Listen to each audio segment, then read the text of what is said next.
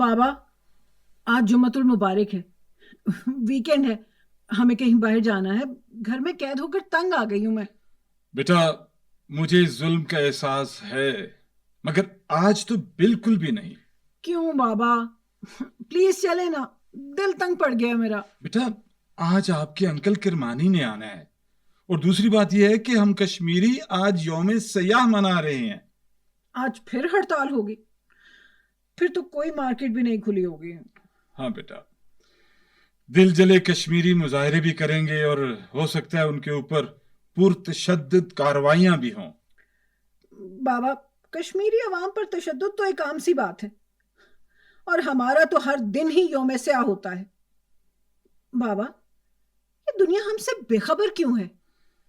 بیٹا دنیا بھارتی بربریت کے متعلق بخوبی جانتی ہے، مگر اپنے ملکی مفادات کے لیے اپنی آنکھیں بند کیے ہوئے ہے۔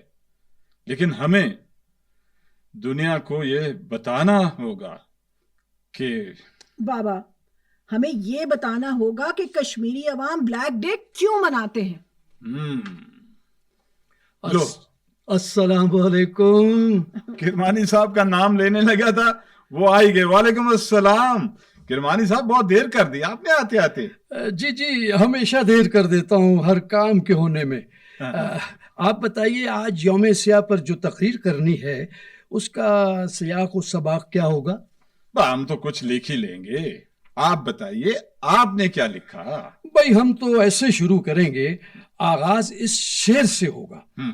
سنا ہے بہت سستا ہے خون وہاں کا، واہ واہ واہ، سنا ہے بہت سستا ہے خون وہاں کا، وہ ایک وادی جسے لوگ کشمیر کہتے ہیں۔ ارے واہ واہ واہ، بہت اچھا شعر۔ میں ایک کشمیری، 1947 میں سانس لیتا ہوا پاکستانی، 1947 میں مجھے آزادی کا پروانہ تھمایا گیا، مگر میرے کشمیر میں ایک ہری سنگھ حکمران تھا جس نے مجھ پر ظلم کی داستانیں رقم کی۔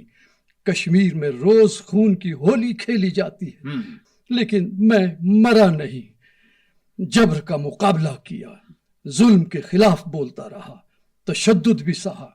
مجھے ہر روز سر عام مارا جاتا ہے، میں روز زندہ ہوتا ہوں اور اپنی آزادی کی صدا بلند کرتا ہوں۔ میں روز دیکھتا ہوں کشمیر کے سلگتے چنار، کٹے پھٹے جسم زدہ انسانوں کی لاشیں اور جوان جنازے۔ جہاں سر عام خون بہا دیا جاتا ہے وہ میرا کشمیر ہے، جہاں بھارت کا غاصبانہ قبضہ ہے۔ انکل یہ ضرور لکھیں کہ اقوام متحدہ سمیت بڑی بڑی عالمی قوتوں کا کردار جانبدارانہ، ان سب کا جھکاؤ بھارت کی طرف ہے۔ بالکل لکھیں گے، بالکل لکھیں گے بیٹا، شاباش، ہماری بچیوں کی بھی ہمارے موقف پر گہری نظر ہے۔ جی بالکل۔ لیکن انکل بلیک ڈے کے متعلق دنیا کو ضرور بتائیں کہ یہ ہے کیا، یعنی ہم یوم سیاہ کیوں مناتے ہیں۔ بھئی یہ ہم بتاتے ہیں، ذرا سنیے گا شعر آپ۔ جی گر جنت بروئے زمیں است، گر جنت بروئے زمیں است، کشمیر است کشمیر است کشمیر است۔ 27 اکتوبر 1947 کشمیر کی تاریخ کا سیاہ ترین دن۔ یہ دن انسانیت اور عالمی ضمیر کے بہی خواہوں اور علم برداروں کے ماتھے پر ایک بدنما داغ ہے، اور اسی داغ کی وجہ سے ہر اکتوبر کے آخری عشرے میں کشمیری عوام مقبوضہ کشمیر، آزاد کشمیر، پاکستان اور دنیا بھر میں یوم سیاہ مناتے ہیں۔ انکل یہ یوم سیاہ آخر کیوں منایا جاتا ہے یہ بتائیں۔ بیٹا یہ تو سب کو پتہ ہے کہ 14 اگست اور 15 اگست 1947 کو پاکستان اور ہندوستان کی شکل میں دو ملک برے صغیر میں وجود میں آئے۔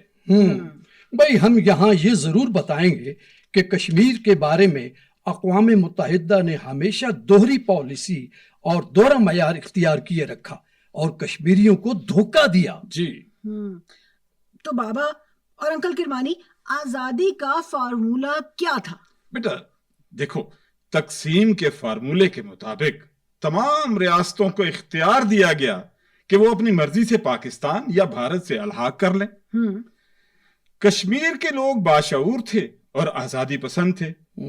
انہوں نے ڈوگرا راج کی شخصی راج سے نجات حاصل کرنے کے لیے بے مثال قربانیاں دی. بھائی یہ بات واضح ہو کہ ریاست کی 80% آبادی مسلمانوں کی تھی مگر حکمران غیر مسلم تھا. جی بالکل. دیکھیں کشمیری مسلمانوں کے خلاف سازشیں تو شروع دن سے ہی تھیں.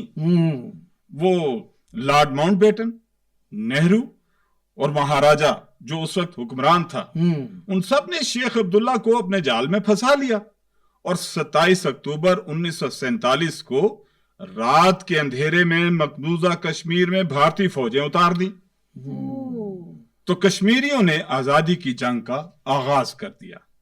پہلے تو ان کی جنگ مہاراجا سے تھی، اب ان کی جنگ ہندوستان اور کانگریس کے خلاف شروع ہو گئی. ایک بات جو کشمیریوں کی بہادری کی دلیل ہے، بے سر و سامانی کے عالم میں اپنی مدد آپ کے تحت آزاد کشمیر، گلگت اور بلتستان کا علاقہ آزاد کرا لیا. بالکل. دنیا جانتی نہیں کہ کب سے کشمیری اپنی آزادی کے لیے قربانیاں دے رہے ہیں. ساری دنیا جانتی ہے، یہ تو بات ساری دنیا جانتی ہے کہ کشمیری اپنی آزادی کے لیے اپنے مال اور اپنی جانوں کا نذرانہ پیش کر رہے ہیں. آج تک ہمت نہیں آ رہے.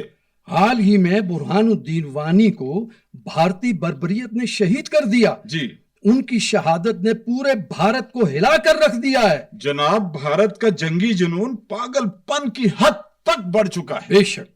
جی بابا، میں ایک رپورٹ پڑھ رہی تھی، 1990 سے لے کے اب تک تقریباً 1.5 لاکھ کشمیری شہید ہو چکے ہیں اور ہزاروں زخمی ہیں. پیلٹ گنوں سے ہزاروں لوگ بینائی سے محروم ہو چکے ہیں. بھائی وہاں حالات اتنے خراب ہیں کہ ابھی تک کئی علاقوں میں مسلسل کرفیو اور ظلم و ستم جاری ہے. خوفناک بات تو یہ ہے کہ مقبوضہ کشمیر میں غیر کشمیری ہندوؤں کو لا کر آباد کیا جا رہا ہے. لا حول ولا قوت. یہ تو مودی حکومت کے عزائم بہت ہی مکروہ اور خطرناک ہیں. یعنی کہ مسلم آبادی کو کم اور تعداد میں ہندوؤں کو زیادہ کیا جا رہا ہے. کہا جا رہا ہے کرمانی صاحب 5 اگست 2019 مقبوضہ کشمیر کی تاریخ کا ایک اور سیاہ ترین دن تھا. آپ کا مطلب ہے کہ جبر مسلسل میں ظلم کے ایک اور باب کا آغاز. جی ہاں، ایک منظم سازش اور منصوبے کے تحت مظلوم کشمیریوں کو ان کی آئینی حیثیت اور حق سے محروم کیا جائے. جی یہ بھی دنیا کو معلوم ہے کہ بھارتی آئین کے آرٹیکل 370 کو منسوخ کیا گیا، جس سے مقبوضہ کشمیر کی آئینی خصوصی حیثیت کو ختم کر دیا گیا. صرف یہی نہیں، اس کے ساتھ ہی 35A جو کہ بھارتی آئین کا آرٹیکل ہے اس کو بھی منسوخ کر دیا گیا اور غیر کشمیری ہندوؤں کو کشمیر میں آباد کاری کے لیے متعدد مراعات کی پیشکش بھی کی گئی. ہونا تو یہ چاہیے تھا کہ اقوام متحدہ 27 اکتوبر 1947 کا دن جو کہ سیاہ ترین دن ہے کی مذمت کرے اور بھارت کو اس کے ظلم و ستم اور بربریت سے روکے اور اپنا وعدہ پورا کرنے پر مجبور کرے. دیکھیں، اس مجبور ریاست کا ہر فرد آج عالمی قائدین سے سوال کر رہا ہے کہ اس کی التجاؤں اور تمناؤں کا جواب کس کے پاس ہے؟ قربانیوں اور اس لہو کی قدر کس کے پاس ہے؟ کون پہچان سکتا ہے؟ کون جواب دے گا؟ جس کی اولاد ذبح ہو جائے، گھر بار لٹ جائے، وہ قاتل کے ساتھ کس قیمت پر صلح کے لیے تیار ہوں گے؟ علامہ اقبال نے شاید اسی موقع کے لیے لکھا تھا، یا رب دل مسلم کو وہ زندہ تمنا دے. یا رب دل مسلم کو وہ زندہ تمنا دے، جو قلب کو گرما دے، جو روح کو تڑپا دے.